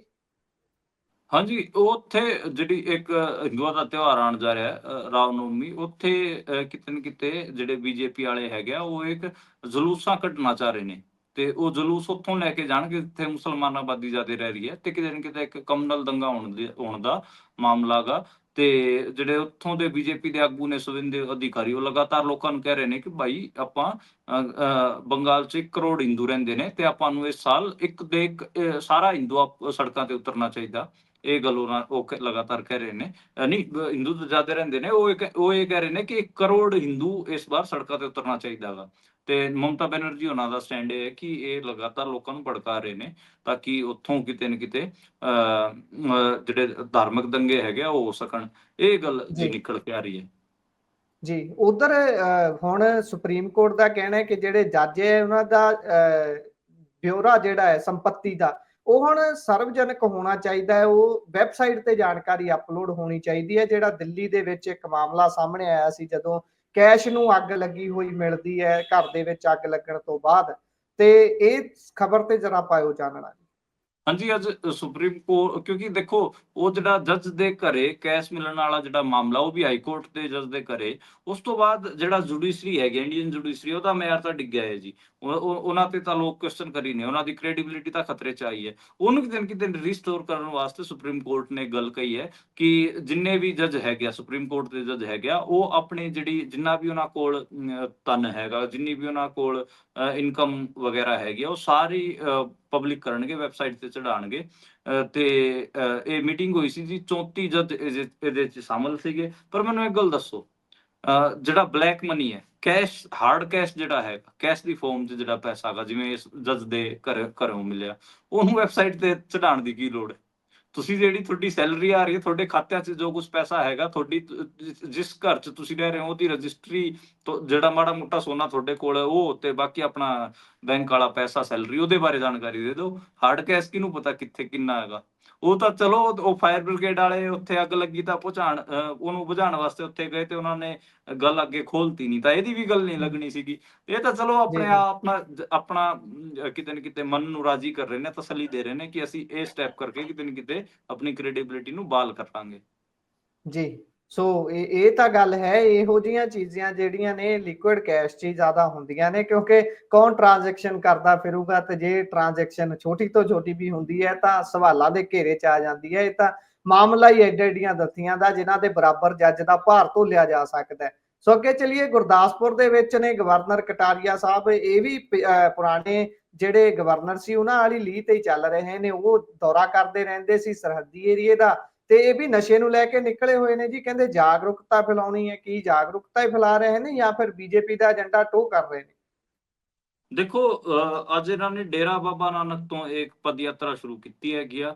ਪੰਜਾਬ ਪੁਲਿਸ ਖਾਸੀ ਇਹਨਾਂ ਦੇ ਆਲੇ ਦੁਆਲੇ ਸੀਗੀ, ਤੇ ਮੈਨੂੰ ਤਾਂ ਪਤਾ ਨਹੀਂ, ਇੱਕ ਤਾਂ ਇਹਨਾਂ ਨੂੰ ਪੰਜਾਬੀ ਵੀ ਨਹੀਂ ਆਉਂਦੀ ਬੋਲਣੀ, ਗੁਲਾਬ ਸਿੰਘ ਕਟਾਰੀਆ ਨੂੰ। ਪਤਾ ਨਹੀਂ ਕਿਹਨਾਂ ਨੂੰ ਕੀ ਸੰਦੇਸ਼ ਦੇਣਗੇ ਆਪਣੀ ਹਿੰਦੀ ਚ ਬੋਲ ਕੇ, ਜੋ ਵੀ ਹੈ। ਤੇ ਇਹ ਸੱਚੀਓ ਸਮਝ ਨਹੀਂ ਆ ਰਿਹਾ ਕਿ ਇੱਕ ਗਵਰਨਰ ਨੂੰ ਇੱਕ ਪੈਦਲ ਯਾਤਰਾ ਕਰਨ ਦੀ ਕੀ ਲੋੜ ਪੈ ਗਈ, ਜਾਂ ਫਿਰ ਇੱਕ ਯਾਤਰਾ ਕਰਨ ਦੀ ਕੀ ਲੋੜ ਪੈ ਗਈ। ਤੇ ਉਹ ਆਈਡੀਆ ਇਸ ਕਿਸਮ ਦਾ ਬਣਾ ਰਹੇ ਨੇ ਕਿ ਅਸੀਂ ਨਸ਼ੇ ਨੂੰ ਖਤਮ ਕਰਾਂਗੇ। ਪੰਜਾਬ ਸਰਕਾਰ ਹੈ, ਉਹ ਵੀ ਇਸੇ ਚੀਜ਼ ਤੇ ਲੱਗੀ ਹੋਈ ਹੈ ਕਿ ਉਹ ਵੀ ਲਗਾਤਾਰ ਇਹ ਕਹਿ ਰਹੀ ਹੈ ਕਿ ਅਸੀਂ ਨਸ਼ੇ ਨੂੰ ਖਤਮ ਕਰਾਂਗੇ। ਅਸੀਂ, ਸਾਡਾ ਜਿਹੜਾ ਪੁਲਿਸ ਜਿਹੜੀ ਐਕਸ਼ਨ ਕਰ ਰਹੀ ਹੈ, ਲਗਾਤਾਰ ਲੋਕਾਂ ਦੇ ਘਰਾਂ ਤੇ ਬਲਡੋਜ਼ਰ ਫੇਰ ਰਹੀ ਹੈ, ਉਹ ਵੀ ਅਸੀਂ ਨਸ਼ੇ ਨੂੰ ਖਤਮ ਕਰਨ ਵਾਸਤੇ ਕਰ ਰਹੇ ਹਾਂ। ਅਸੀਂ ਸੈਂਕੜਿਆਂ ਬਦਲੀਆਂ ਕਰਤੀਆਂ, ਜਿਹੜੇ ਕਰਮਚਾਰੀ ਹੈਗੇ ਆ, ਉਹ ਵੀ ਅਸੀਂ ਨਸ਼ੇ ਨੂੰ ਖਤਮ ਕਰਨ ਵਾਸਤੇ ਕਰ ਰਹੇ ਨੇ। ਮੈਨੂੰ ਲੱਗਦਾ ਹੈ ਕਿ ਗਵਰਨਰ ਅਤੇ ਸੀਐਮ ਭਗਵੰਤ ਮਾਨ ਵਿੱਚ ਕਦੇ ਮਤਲਬ ਦੋਵਾਂ 'ਚ ਕੋਈ ਮੁਕਾਬਲਾ ਨਾ ਬਣ ਜੇ ਕਿ ਅਸੀਂ ਨਸ਼ੇ ਨੂੰ ਖਤਮ ਕਰਾਂਗੇ, ਅਸੀਂ ਨਸ਼ੇ ਨੂੰ ਖਤਮ ਕਰਾਂਗੇ। ਉਹ ਲੱਗ ਰਿਹਾ ਹੈਗਾ ਜੀ। ਬਾਕੀ ਤਾਂ ਤੁਹਾਨੂੰ ਪਤਾ ਹੀ ਹੈ ਕਿ ਆਪਣੇ ਵਿਜ਼ੂਅਲਾਂ ਵਾਸਤੇ ਕਰ ਰਹੇ ਨੇ, ਕੰਟੈਂਟ। ਅਸਲ 'ਚ ਨਾ ਇੱਕ ਬੜੀ ਦਿੱਕਤ ਇਹ ਹੈ ਕਿ ਸਾਰੇ ਪੋਲੀਟੀਸ਼ੀਅਨ ਕੰਟੈਂਟ ਕ੍ਰੀਏਟਰ ਬਣ ਗਏ ਨੇ ਜੀ। ਉਹ ਇਸ ਕਿਸਮ ਦੀ ਹਰਕਤਾਂ, ਇਦਾਂ ਦੀ ਐਕਟੀਵਿਟੀਜ਼ ਕਰਦੇ ਰਹਿੰਦੇ ਨੇ ਜਿਨ੍ਹਾਂ ਤੋਂ ਗਰਾਊਂਡ ਤੇ ਕੋਈ ਫਰਕ ਨਹੀਂ ਪੈਂਦਾ। ਗਰਾਊਂਡ ਤੇ ਜੀ ਚੀਜ਼ਾਂ ਜੀ ਉਦਾਂ ਰਹਿੰਦੀਆਂ ਨੇ। ਉਹਨਾਂ ਦੇ ਚੰਗੇ ਵੀਡੀਓ, ਚੰਗੇ ਫੋਟੋਜ਼ ਬਣ ਜਾਂਦੇ ਨੇ, ਉਸੇ ਤੋਂ ਖੁਸ਼ ਹੋ ਜਾਂਦੇ ਨੇ। ਮੈਂ ਤਾਂ ਇੱਕ ਮਤਲਬ ਕਈ ਸੀਨੀਅਰ ਜਰਨਲਿਸਟਾਂ ਦੀ ਮੈਂ ਤਕਰੀਰਾਂ ਸੁਣ ਰਿਹਾ ਸੀਗਾ, ਖਾਸ ਕਰ ਉਰਦੂ ਦੇ ਜਿਹੜੇ ਜਰਨਲਿਸਟ ਸੀ, ਉਹ ਕਹਿ ਰਹੇ ਸੀਗੇ ਕਿ ਜਿਹੜੇ ਆਪਣੇ ਲੋਕ ਸਭਾ, ਰਾਜ ਸਭਾ, ਜਿਹੜੀ ਵਿਧਾਨ ਸਭਾਵਾਂ ਨੇ, ਉਹ ਵੀ ਕੰਟੈਂਟ ਕ੍ਰੀਏਸ਼ਨ ਦਾ ਇੱਕ ਉਹੀ ਅੱਡਾ ਬਣ ਕੇ ਰਹਿ ਗਿਆ ਹੈਗਾ। ਉੱਥੇ ਜਿਹੜੇ ਐਮਪੀਜ਼ ਹੈਗੇ, ਐਮਐਲਏਜ਼ ਹੈਗੇ ਆ, ਉਹ ਜਾਂਦੇ ਨੇ, ਆਪਣੀਆਂ ਗੱਲਾਂ ਕਹਿੰਦੇ ਨੇ, ਉਹਦੀ ਵੀਡੀਓ ਚੱਕਦੇ ਨੇ, ਆਪਣੇ ਸੋਸ਼ਲ ਮੀਡੀਆ ਤੇ ਅਪਲੋਡ ਕਰ ਦਿੰਦੇ ਨੇ, 4 ਪੱਤਰਕਾਰ ਨੂੰ ਭੇਜ ਦਿੰਦੇ ਨੇ ਕਿ ਬਾਈ ਚਲਾ ਦਿਓ ਪਲੀਜ਼, ਅਸੀਂ ਲੋਕ ਸਭਾ ਜਾਂ ਵਿਧਾਨ ਸਭਾ ਦੇ ਵਿੱਚ ਇਹ ਬੋਲਿਆ ਸੀਗਾ। ਤੇ ਉਹ ਇੱਥੇ ਤੱਕ ਚੀਜ਼ਾਂ ਡਿੱਗ ਚੁੱਕੀਆਂ ਨੇ। ਤੇ ਇਹ ਮੈਨੂੰ ਇਹੀ ਲੱਗ ਰਿਹਾ ਹੈਗਾ ਕਿ ਇਹ ਯਾਤਰਾ ਕੋਈ ਕੀ ਸੰਦੇਸ਼ ਦੇਣਗੇ, ਤੇ ਦੱਸੋ। ਕੁਝ ਸੰਦੇਸ਼ ਨਹੀਂ ਦੇਣਾ। ਪਹਿਲਾਂ ਇਹ ਡੇਰਾ ਬਾਬਾ ਨਾਨਕ, ਫਿਰ ਫਤਿਹਗੜ੍ਹ ਚੂੜੀਆਂ, ਫਿਰ ਪੰਧੇੜ, ਚੇਤਨਪੁਰਾ, ਰਾਮ ਗਾਰਡਨ, ਤੇ 8 ਅਪ੍ਰੈਲ ਨੂੰ ਜਲਿਆਂਵਾਲਾ ਬਾਗ ਕਿਤੇ ਨਾ ਕਿਤੇ ਪਹੁੰਚਣਗੇ। ਤੇ ਜੀ ਇਹ ਇਹਨਾਂ ਦਾ ਉਹ ਹੈਗਾ। ਬਾਕੀ ਠੀਕ ਹੈ ਜੀ। ਇਹ ਕੀ ਨਿਕਲੇ ਹੋਏ ਨੇ। ਗਵਰਨਰ ਦਾ ਕੰਮ ਤਾਂ ਉਦਾਂ ਇਸੇ ਕਿਸਮ ਦਾ ਹੁੰਦਾ ਹੈ, ਸਟੇਟ 'ਚ ਆ ਕੇ, ਯੂਨੀਵਰਸਿਟੀਆਂ ਜਾ ਕੇ ਡਿਗਰੀਆਂ ਵੰਡਤੀਆਂ, ਜਾਂ ਕਿਤੇ ਉਦਘਾਟਨ ਤੇ ਚਲੇ ਗਏ, ਕਿਤੇ ਹੋਰ ਬੋਲਿਆ। ਹੁਣ ਇਹ ਕਹਿ ਰਹੇ ਨੇ ਕਿ ਅਸੀਂ ਨਸ਼ੇ ਨੂੰ ਖਤਮ ਕਰਾਂਗੇ। ਦੇਖਦੇ ਹਾਂ ਕਿੰਨਾ ਨਸ਼ੇ ਨੂੰ ਖਤਮ ਕਰਦੇ ਨੇ। ਲੁਧਿਆਣਾ ਉਪ ਚੁਣਾਵ ਤੇ ਵੀ ਤੇਜ਼ੀ ਦੇ ਨਾਲ ਜਰਾ ਪਾ ਦਿਓ ਚਾਨਣਾ ਕਿ ਕੀ ਕੁਝ ਚੱਲ ਰਿਹਾ ਹੈ ਉੱਥੇ?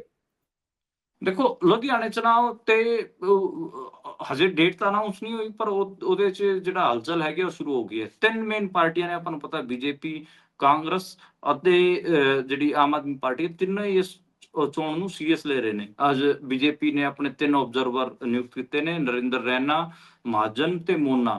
ਇਹ ਕਿਤੇ ਨਾ ਕਿਤੇ ਉਹ ਕੀਤੇ ਗਏ ਨੇ ਜੀ, ਇੰਚਾਰਜ ਲਾਏ ਗਏ ਨੇ, ਕਨਵੀਨਰ ਲਾਏ ਗਏ ਨੇ, ਤੇ ਇਹਨਾਂ ਨੇ ਆਬਜ਼ਰਵਰ ਲਾਏ ਗਏ ਨੇ। ਤੇ ਇਹਨਾਂ ਨੇ ਡਿਸਾਈਡ ਕਰਨਾ ਹੈਗਾ ਜੀ ਕੌਣ ਉੱਥੋਂ ਕੈਂਡੀਡੇਟ ਹੋਊਗਾ। ਅਜੇ ਤੱਕ ਬੀਜੇਪੀ ਨੇ ਕੈਂਡੀਡੇਟ ਅਨਾਉਂਸ ਨਹੀਂ ਕੀਤਾ ਹੈ। ਕਾਂਗਰਸ ਦਾ ਲਗਭਗ ਤੈਅ ਹੀ ਹੈ, ਜਿਹੜਾ ਭਾਰਤ ਭੂਸ਼ਣ ਆਸੂ ਹੈ, ਉਹ ਉੱਥੋਂ ਚੋਣ ਲੜੂਗਾ ਜੀ। ਤੇ ਉਹ ਵੀ ਲਗਾਤਾਰ ਹੁਣ ਆਪਾਂ ਨੂੰ ਐਕਟਿਵ ਦਿਖ ਰਿਹਾ ਹੈਗਾ। ਉਹ ਲਗਾਤਾਰ ਮੀਡੀਆ ਨੂੰ ਬੁਲਾ ਕੇ ਇੰਟਰਵਿਊਆਂ ਵੀ ਦੇ ਰਿਹਾ ਹੈਗਾ, ਤੇ ਤੰਜ ਵੀ ਕੱਸ ਰਿਹਾ ਹੈਗਾ। ਉਹਨਾਂ ਨੇ ਕਿਤੇ ਨਾ ਕਿਤੇ ਇਹ ਅੱਜ ਤੰਜ ਦੱਸਿਆਗਾ ਕਿ ਜਿਹੜਾ ਅਰੋੜਾ ਉਹਨੂੰ ਮਜਬੂਰ ਕੀਤਾ ਗਿਆ ਕਿ ਉਹ ਬਾਈ ਇਲੈਕਸ਼ਨ ਲੜਨ। ਜੇ ਉਹਦੇ ਚ ਐਡਾ ਹੀ ਹੌਸਲਾ ਹੈ ਕਿ ਉਹ ਜਿੱਤ ਸਕਦਾਗਾ ਤਾਂ ਫਿਰ ਉਹ ਇਸਤੀਫਾ ਦੇ ਕੇ ਆਵੇ ਪਹਿਲਾਂ। ਐ ਨਹੀਂ ਕਿ ਉਹਨੇ ਐਮਪੀ ਪਦ ਤੋਂ ਤਾਂ ਇਸਤੀਫਾ ਦਿੱਤਾ ਨਹੀਂ ਹੈ, ਸਿੱਧਾ ਹੀ ਚੋਣ ਲੜਨ ਆ ਰਿਹਾ। ਜੇ ਉਹਦੇ ਚ ਐਡਾ ਹੀ ਹੌਸਲਾ ਹੈਗਾ ਕਿ ਉਹ ਜਿੱਤ ਸਕਦਾਗਾ ਤੇ ਉਹ ਫਿਰ ਐਮਪੀ ਦਾ ਇਸਤੀਫਾ ਦੇ ਕੇ ਆ ਜੇ। ਉਹ ਕਹਿ ਰਿਹਾ ਕਿ ਕੇਜਰੀਵਾਲ ਵਾਸਤੇ ਸੀਟ ਖਾਲੀ ਕੀਤੀ ਗਈ ਹੈ। ਲਗਾਤਾਰ ਇਸ ਗੱਲ ਤੇ ਹੀ ਉਹ ਆਪਣੀ ਗੱਲ ਲਗਾਤਾਰ ਪੁਸ਼ ਕਰ ਰਹੇ ਨੇ ਜੀ। ਜੀ, ਉਧਰ ਡੱਲੇਵਾਲ ਸਾਹਿਬ ਅੱਜ ਪਿੰਡ ਆ ਗਏ ਨੇ, ਪਰ ਆਉਂਦਿਆਂ ਨੂੰ ਪੱਤਰਕਾਰਾਂ ਨੇ ਜਦੋਂ ਘੇਰਾ ਪਾਇਆ ਤਾਂ ਕਈ ਤਿੱਖੇ ਸਵਾਲ ਖੜੇ ਕੀਤੇ ਨੇ ਜੀ। ਪਾਇਓ ਚਾਨਣਾ। ਹਾਂਜੀ, ਅੱਡ ਅੱਡ ਸਵਾਲ ਤਾਂ ਹੋਏ ਜੀ ਅੱਜ ਕਿ ਡੱਲੇਵਾਲ ਸਾਹਿਬ ਤੋਂ, ਤੇ ਭੁੱਖ ਹੜਤਾਲ ਨੂੰ ਲੈ ਕੇ ਵੀ ਹੋਏ, ਅੰਦੋਲਨ ਖਤਮ ਕਰਨ ਨੂੰ ਵੀ ਲੈ ਕੇ ਹੋਏ, ਹੋਰ ਚੀਜ਼ਾਂ ਵੀ ਹੋਈਆਂ।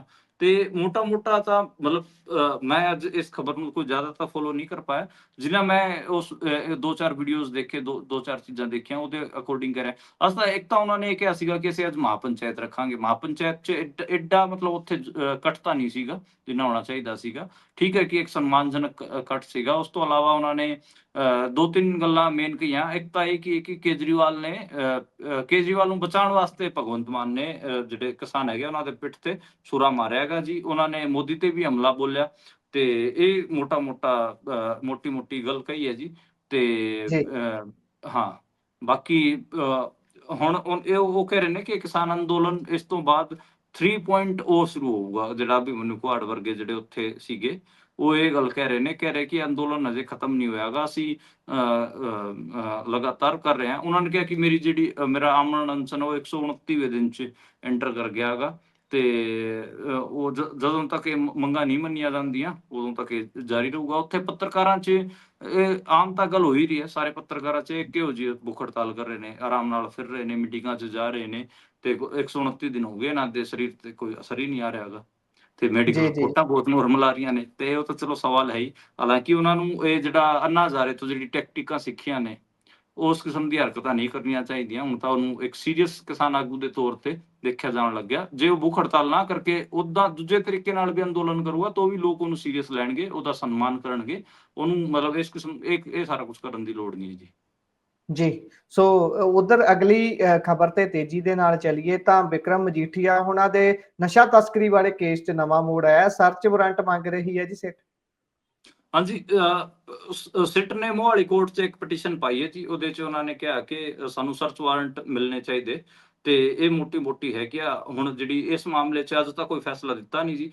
5 ਅਪ੍ਰੈਲ ਨੂੰ ਇਸ ਤੇ ਬਹਿਸ ਹੋਣੀ ਹੈ, ਯਾਨੀ ਕਿ ਪਰਸੋਂ ਇਸ ਮਾਮਲੇ ਤੇ ਬਹਿਸ ਹੋਵੇਗੀ ਤੇ ਦੇਖਾਂਗੇ ਇਹਦੇ 'ਚ ਕੀ ਨਿਕਲ ਕੇ ਆਉਂਦਾ। ਜਿਹੜੀ ਸਟੇਟ ਕ੍ਰਾਈਮ ਬ੍ਰਾਂਚ ਹੈ ਉਹ ਉਸ 'ਚ ਕਿਤੇ ਨਾ ਕਿਤੇ ਮਜੀਠੀਏ ਦੇ ਉਲਟ ਇਹ ਮਾਮਲਾ ਦਰਜ ਹੈ ਜੀ। ਇਹਦੇ 'ਚ ਈਡੀ ਨੇ ਵੀ ਪਹਿਲਾਂ ਈਡੀ ਜਦੋਂ ਪੁੱਛਗਿੱਛ ਕਰ ਰਹੀ ਸੀਗੀ ਪੰਜਾਬ 'ਚ ਡਰੱਗ ਰੈਕੇਟ ਦੇ ਆਰੋਪੀਆਂ ਨਾਲ, ਉਸ 'ਚ ਕਿਤੇ ਨਾ ਕਿਤੇ ਮਜੀਠੀਆ ਦਾ ਨਾਂ ਆਇਆ ਸੀਗਾ ਤੇ ਚੋਣਾਂ 'ਚ ਫੰਡ ਲੈਣ ਦੀ, ਮਾਈਨਿੰਗ ਦੇ ਆਰੋਪ ਤੇ ਡਰੱਗ ਤਸਕਰਾਂ ਨੂੰ ਛੁਡਾਉਣ 'ਚ ਮਦਦ ਕਰਨੀ, ਇਸ ਕਿਸਮ ਦੇ ਆਰੋਪ ਉਹਨਾਂ ਤੇ ਲੱਗੇ ਸੀਗੇ ਤੇ ਹੁਣ ਸਰਚ ਵਾਰੰਟ ਮੰਗ ਰਹੀ ਹੈ। ਦੇਖਦੇ ਹਾਂ ਕੀ ਬਣਦਾ ਗਾ। ਜਿਹੜਾ ਉਹ ਪੂਰਾ ਜਗਦੀਸ਼ ਭੋਲਾ ਵਾਲਾ ਮਾਮਲਾ ਹੈਗਾ ਉਹਦੇ 'ਚ ਕਿਤੇ ਨਾ ਕਿਤੇ ਚੀਜ਼ਾਂ ਹੈਗੀਆਂ ਤੇ 2022 'ਚ SIT ਨੇ ਇਸ ਤੇ ਮਾਮਲਾ ਦਰਜ ਕੀਤਾ ਸੀਗਾ, ਉਹਦੇ 'ਚ ਹੀ ਇਹ ਸਰਚ ਵਾਰੰਟ ਮੰਗ ਰਹੇ ਨੇ ਜੀ। ਸੋ ਪ੍ਰੋਗਰਾਮ ਦਾ ਸਮਾਂ ਸਾਡਾ ਇੱਥੇ ਹੀ ਸਮਾਪਤ ਹੁੰਦਾ ਹੈ। ਇੱਕ ਖਬਰ ਆਖਰ ਦੇ ਵਿੱਚ ਜੇ ਤੇਜ਼ੀ ਦੇ ਨਾਲ ਤੁਸੀਂ ਦੱਸਣਾ ਚਾਹੋ ਤਾਂ ਜ਼ਰੂਰ ਚਾਨਣਾ ਪਾ ਦਿਓ ਵਾਤਾਵਰਣ ਨੂੰ ਲੈ ਕੇ ਕਿ ਗਰਮੀ ਬਹੁਤ ਤੇਜ਼ੀ ਦੇ ਨਾਲ ਵਧਣ ਵਾਲੀ ਹੈ। ਹਾਂਜੀ, ਪੰਜਾਬ 'ਚ ਇਸ ਵਾਰ ਰਿਕਾਰਡ ਗਰਮੀ ਹੋ ਸਕਦੀ ਹੈਗੀ ਆ। ਪਿਛਲੇ ਜੀ ਤੁਸੀਂ ਲਾ ਲਓ 24 ਘੰਟਿਆਂ 'ਚ ਹੀ ਕਿਤੇ ਨਾ ਕਿਤੇ 2.5 ਮਤਲਬ 3 ਡਿਗਰੀ ਦੇ ਨੇੜੇ ਤੁਸੀਂ ਮੰਨ ਕੇ ਚੱਲੋ ਟੈਂਪਰੇਚਰ ਵਧਿਆ ਗਾ ਤੇ ਇਹ ਕਿਹਾ ਜਾ ਰਿਹਾ ਹੈਗਾ ਕਿ ਆਉਣ ਵਾਲੇ ਦਿਨਾਂ 'ਚ ਜਿਹੜਾ ਅਗਲੇ 24 ਘੰਟਿਆਂ 'ਚ ਇਹ 2-3 ਡਿਗਰੀ ਹੋਰ ਵੱਧ ਸਕਦਾ, ਯਾਨੀ ਕਿ 48 ਘੰਟਿਆਂ 'ਚ ਕਿਤੇ ਨਾ ਕਿਤੇ 5 ਡਿਗਰੀ ਤੱਕ ਜਿਹੜਾ ਤਾਪਮਾਨ ਉਹ ਵੱਧ ਸਕਦਾ ਗਾ। ਬਠਿੰਡੇ 'ਚ ਜਿਹੜਾ ਹੈਗਾ ਉਹ 35 ਡਿਗਰੀ ਤੋਂ ਪਾਰ ਹੋ ਚੁੱਕਿਆ ਹੈਗਾ ਜੀ। ਤੇ ਕਿਤੇ ਨਾ ਕਿਤੇ ਹੁਣ ਆਪਾਂ ਨੂੰ ਦੇਖਣ ਨੂੰ ਮਿਲਣਗੇ ਕਿ ਜਿਹੜੇ ਦਿਨ ਹੈਗੇ ਆ ਉਹ ਖਾਸੇ ਗਰਮ ਹੋਣਗੇ ਤੇ ਮਤਲਬ ਜਿੰਨੀ ਗਰਮੀ ਮਈ ਮਹੀਨੇ 'ਚ ਪੈਣੀ ਚਾਹੀਦੀ ਸੀ ਉਹ ਹੁਣ ਆਪਾਂ ਨੂੰ ਅਪ੍ਰੈਲ 'ਚ ਹੀ ਦੇਖਣ ਨੂੰ ਮਿਲੂਗੀ ਜੀ। ਜੀ, ਸੋ ਪ੍ਰੋਗਰਾਮ ਦਾ ਸਮਾਂ ਇੱਥੇ ਹੀ ਸਮਾਪਤ ਹੁੰਦਾ ਹੈ। ਸੋ ਤੁਸੀਂ ਜੁੜੇ ਪੁਨੀਆ ਜੀ ਜਾਣਕਾਰੀਆਂ ਸਾਂਝੀਆਂ ਕੀਤੀਆਂ, ਬਹੁਤ ਬਹੁਤ ਧੰਨਵਾਦ। ਸ਼ੁਕਰੀਆ ਜੀ, ਧੰਨਵਾਦ, ਸਤਿ ਸ਼੍ਰੀ ਅਕਾਲ। ਸੋ ਜੁੜੇ ਰਹੋ ਪੰਜਾਬੀ ਰੇਡੀਓ ਤੇ ਪੰਜਾਬੀ TV USA ਦੇ ਨਾਲ। ਪ੍ਰੋਗਰਾਮਾਂ ਦੀ ਲਗਾਤਾਰਤਾ ਇਸੇ ਤਰ੍ਹਾਂ ਬਰਕਰਾਰ ਰਹੇਗੀ। ਮੈਨੂੰ ਦਿਓ ਇਜਾਜ਼ਤ, ਧੰਨਵਾਦ, ਸਤਿ ਸ਼੍ਰੀ ਅਕਾਲ।